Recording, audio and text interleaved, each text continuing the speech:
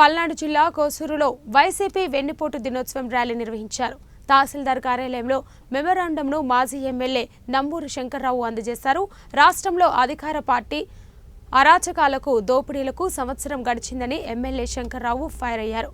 కూటమి నేతలు ఇచ్చిన హామీలను మరిచిపోయి ప్రజలను వెన్నుపోటు పొడిచారని విమర్శించారు. పెదకూరుపాడు నియోజకవర్గంలో అభివృద్ధి పనులు నిలిపివేశారని ఆరోపించారు. ఇచ్చిన హామీలు ఇప్పటి నుండైనా అమలు చేయాలని ఆయన డిమాండ్ చేశారు.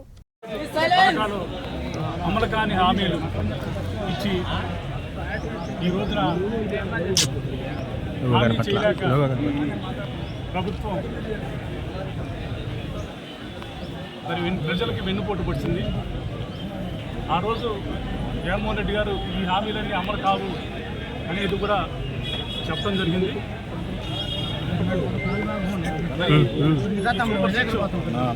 ఇప్పటికైనా సరే చంద్రబాబు నాయుడు గారు ఈ హామీలను నెరవేర్చాలని చెప్పి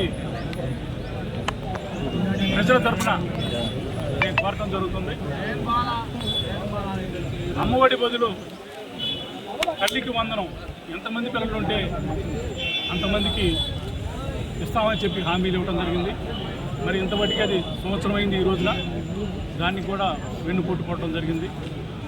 మరి అట్లాగే రైతు భరోసా బదులు అన్నదాత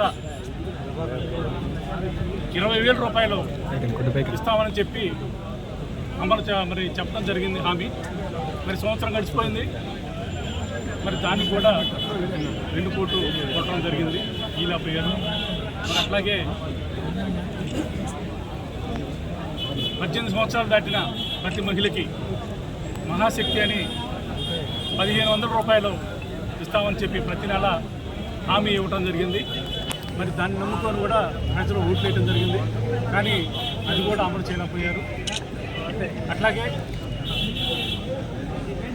ఉచిత బస్సు హామీ ఇవ్వడం జరిగింది. ఇంతవరకు అది అమలు చేయలేదు. మరి అట్లాగే నిరుద్యోగ వృత్తి యువగలం పేరుతోటి ప్రతి యువకుడికి 3,000 రూపాయలు ఇస్తామని చెప్పడం జరిగింది. దాన్ని కూడా ఇంతవరకు అమలు చేయలేకపోయారు. అట్లాగే 50 సంవత్సరాలు దాటిన ప్రతి ఎస్సీ, బీసీ, మైనార్టీ, ఎస్టీ మహిళలకి మరి పెన్షన్ ఇస్తామని చెప్పడం జరిగింది అందరికీ. మరి అది ఇంతవరకు సంవత్సరం అయింది. ఇంతవరకు అమలు చేయలేకపోయారు. ఏ ఒక్క హామీ కూడా ఒక్క పెన్షన్ తగ్గితే ఏ ఒక్క హామీ కూడా నెరవేర్చలేని పరిస్థితి ఈ ప్రభుత్వం.